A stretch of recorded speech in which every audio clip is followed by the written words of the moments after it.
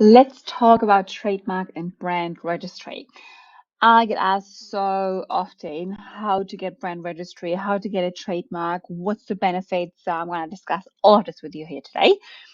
So stay tuned. I'm going to show you how to get the quickest and cheapest trademark, which will protect you eventually worldwide and get Amazon brand registry within a few days. Awesome. So stay tuned.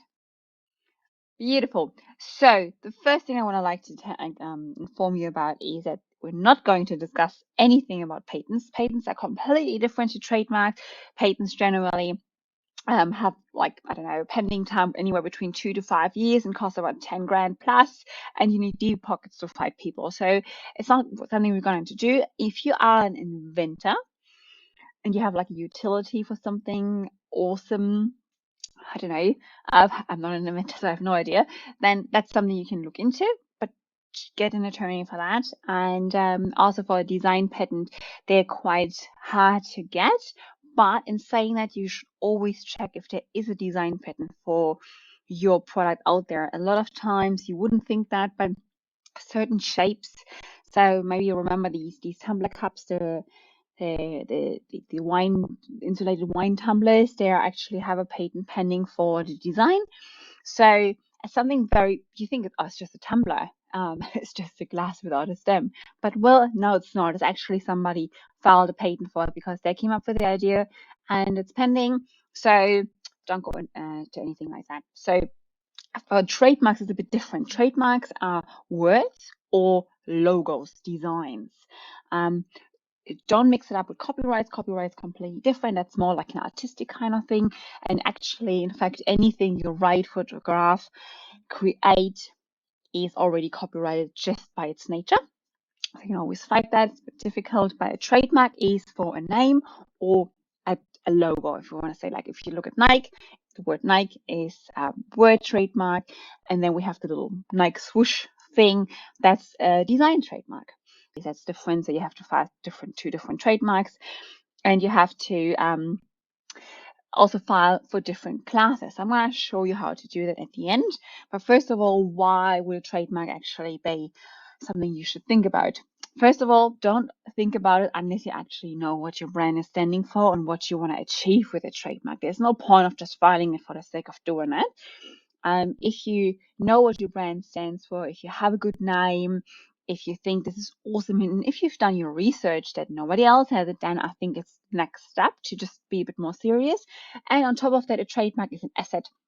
So there would be some people who own 20 trademarks and they're just selling them after a while because they can. It's like selling houses, right? So to an e-commerce business, if you have a trademark, it can help you to protect your product, especially if you're doing something like private labeling and you just like literally get a product, make a few little changes, and maybe order them from China. Then a lot of people could do the same thing. And something like popping your name, your protected trademark on the packaging, will help you stand out and make you the original product. And then you can file a complaint for or send the other seller a cease and desist letter because they obviously can't sell the same product. If they do, they're infringing on your trademark and you have a case. And they're quite quickly solved also by Amazon or eBay. So that's why it's really great to have a trademark, but still be sure. If you're not sure, if you're like, I don't know what niche I'm going to be in, if your trademark is very specific, then I probably wouldn't file for it. Like I know that some people have things like or the plastic straw company. Just saying.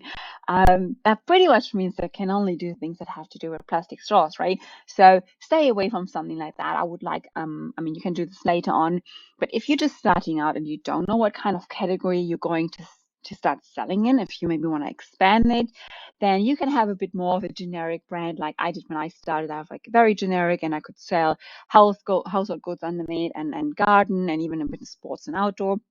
And eventually, I just create different brands for all these categories. But I started with one big mother brand, if you want to say so, and just put everything underneath it. For Amazon, I'm going to show you why this is so awesome to have a trademark, because I'm going to pop me small. me down there. Beautiful. So you have the chance to become part of the brand registry program. That is completely different than the Amazon brand approval process, which just gives you the right to use your name, but it wouldn't give you any extra bits and pieces. Where for Amazon brand registry, you are a brand owner because you have a trademark or a pending trademark. So you can actually apply also with a pending trademark.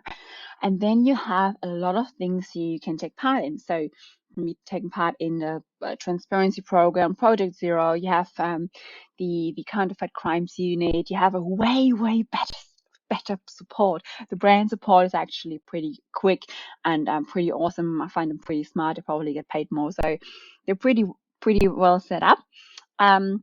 You just get in general way more support, and you can take part in a lot of things, also like some things like the Vine program.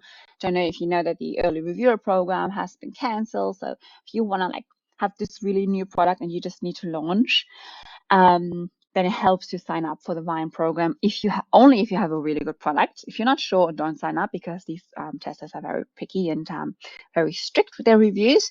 So, but if you want to get reviews in a legit way, then the Vine program is the only way to really do so. But you need to be brand registered for that.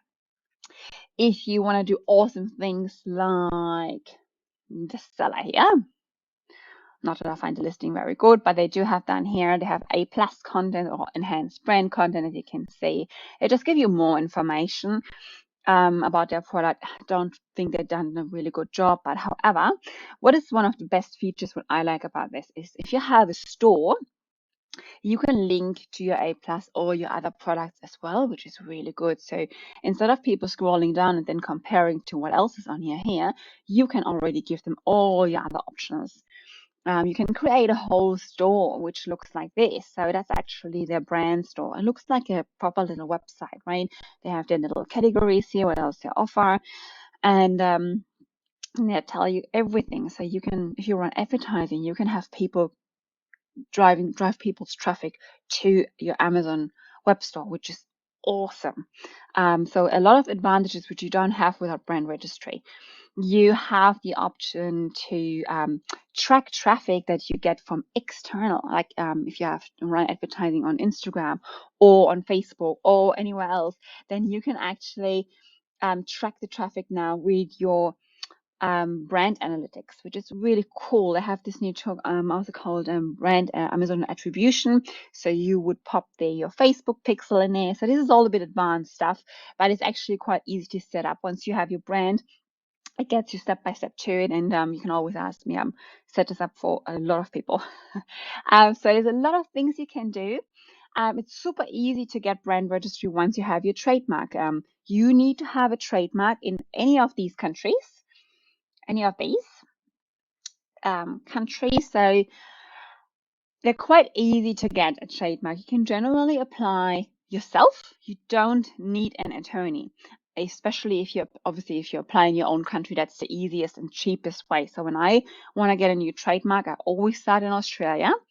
Or if I want it really fast, then I use my German subsidiary and have my trademark in Germany then, because it's just way quicker. In Germany, you can get a trademark within 8 weeks. Costs €400. That's expedited and it's done. From there, I'll explain about the next step in a second. So Australia takes about nine months and only costs $250, but you can apply yourself. If you are a seller in, like me, in Australia, and you want to get a trademark in the US for whatever reason, I'm gonna get to it, then you will need an attorney, and that gets quickly very costly. So costs start at $850. But in my experience, whenever I ask an attorney to say, this is my trademark, you have to generally fill in like a form, and they will tell you, oh, but this is going to cost you most likely extra. So we're going to charge you already about $2,500 because we believe there could be some opposition. They always do that. I've never had a case where that wasn't the case. So just have to grant aside if you want to use an attorney in the US. If you have a trademark like I in Australia, that will not protect you in the US or anywhere else but in Australia. Trademarks are are only protected by the national law.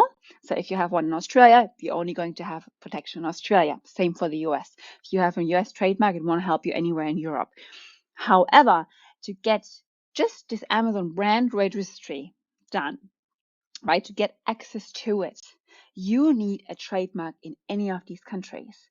Amazon brand registry does not give you any protection anywhere else. Like if you have brand registry because of your Australian trademark in the US, which you can actually get, so it's international now, that doesn't mean that Amazon will send in if there's actually a US brand filing your trademark to be registered. So there's two different things. Two different entities have actually nothing to do with the other, even though trademarks are like the kind of condition to get brand registry.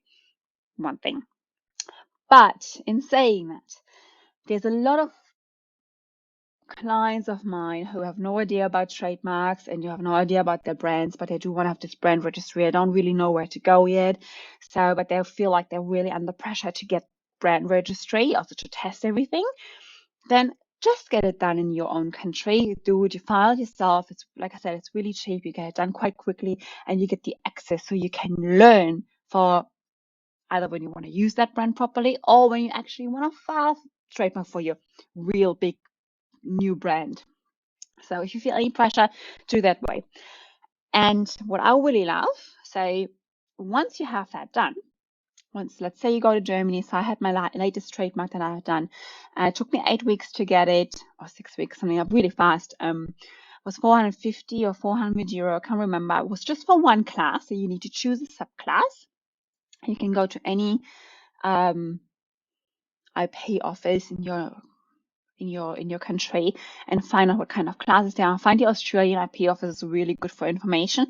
And these information are all international because I think 193 countries are actually part of the WIPO, which is the World Intelligence Property Office. So the WIPO, and they all work after the same system.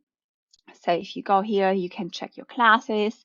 You see there's classes for goods and different services. They're all worldwide the same. So if you have a product that fits different classes, you can either choose that you just want to protect it in one class, or you can protect it in multiple classes, and then you pay the filing fee for each of these classes. So example, shoes.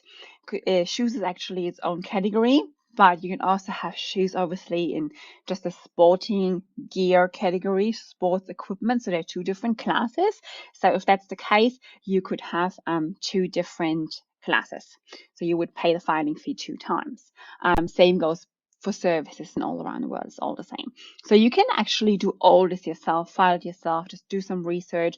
All IP offices around the world have a database where you can search if your trademark is very close to yours, which you're planning. If that's the case, just don't even bother. Find something else. So in the US, that's test one. You just go here and go here searching trademarks, and you just type in what you need, and then you go from there. So that's what I don't really advise. Anyhow, you can hire somebody on Fiverr to do that for you, but I rather do it myself.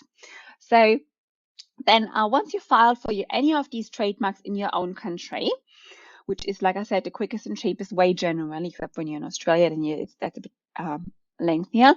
But for Amazon brand registry, you only need the pending trademark. You don't actually need it registered anymore. What you do need is a number from the trademark office that it's been filed. In the US, that takes quite a while. So they have this submission file. You get just like a submitting number, which is not the same as the trademark number you are going to get once it's filed, once it's actually registered. So in Australia, it's a bit different, so it's a bit faster. So if you are in Germany, it's the same. You get one number, you can use that number to get your brand registry. So you can already work on that. You can set it all up. You can set up your store and stuff like that. Your trademark is not registered, which means it can still go on opposition. In saying that, I've never had the case that somebody's trademark who's been rejected also lost the Amazon brand registry status. But of course, if there would be ever some sort of IP case against you, you have no grounds to stand on. Just keep that in mind. But to just jump on board, you can definitely do that. Once you have your trademark, you can file and that's the awesome thing, for an international trademark, which is about $800. And again, it has to, it's like a minimum fee, including one NISA class. And then the next step would be to add different classes if you wanted to do that. Awesome thing is, if you go to this one, so you need to have one trademark. Otherwise, you're not eligible to apply for an international trademark. So you kind of just like tell them, okay, I've got my trademark in Australia. Here it is. Go and check it and protect me everywhere. And that's what they do. And then you are actually protected in 193 states. So pretty much every country in the world is part of this organization, including, and here goes, China. So you maybe have heard of some Chinese manufacturers are a bit nasty and will file for your trademark in China. So you have to pay export royalties to get your own products out. This is really nasty. This can protect you. If you are really fast with everything, like I said, I would go to Europe and get my trademark really quickly. In one of these, UK is also very quick. Get it done there, and then apply for the WIPO, which is also not doesn't take too long because there's not many people applying for that. And then you protect it around the world in 2 steps. And the whole process is most likely going to be cheaper than applying for one IP accelerator program trademark through Amazon in the US. So I think that's a super cheap and super quick way. So get protection in all these countries within like probably max 6 months around the world. Use your trademark, protect yourself, and actually be super safe and sound. The only catch in this whole thing is that if you, let's say, are not in Europe and you're somewhere where it just takes way longer, then you may have to use an attorney. But there's always ways around. I would always try to check the local registration office and say if you need an attorney or not. In Europe, I know you do. I'm not sure about Mexico or anywhere else in the European Union. Would be probably all about the same. So most of these countries now require an attorney to file this for you if you don't have a subsidiary for you, for the trademark owner in that country. So find out about that, and then that's quite easy. And that's pretty much it. And then you have your trademark, and then you can go and rock about it. If you ever want to file a trademark for anything, if you're sure about your brand, make sure you also buy the domain. You check your social media profiles. You make sure there's nobody else using it already. As just like, I don't know, an influencer name or something, just because you don't want to confuse people and they probably have a longer history than you. So when customers type it into search in Google, you want to make sure they only find you with that name, not a million other people. So that's one thing. And if you file, make sure you file first for the word mark. You can always file for the design mark later, but the word mark is just first easier to prove and also easier to get. And maybe you want to change certain things in your design, colors, little, a unicorn suddenly looks left or right, or I don't know, has multiple horns, I don't know. So design marks can be a bit tricky. So definitely go for the word mark first, and it's very, very simple to do. So save yourself some money and protect yourself by yourself to get brand registry. And if you need any help about brand registry or your trademark and stuff, I'm gonna pop a link in the comments where you can download my file on trademarks and patents and stuff, and how subscribe, and talk soon.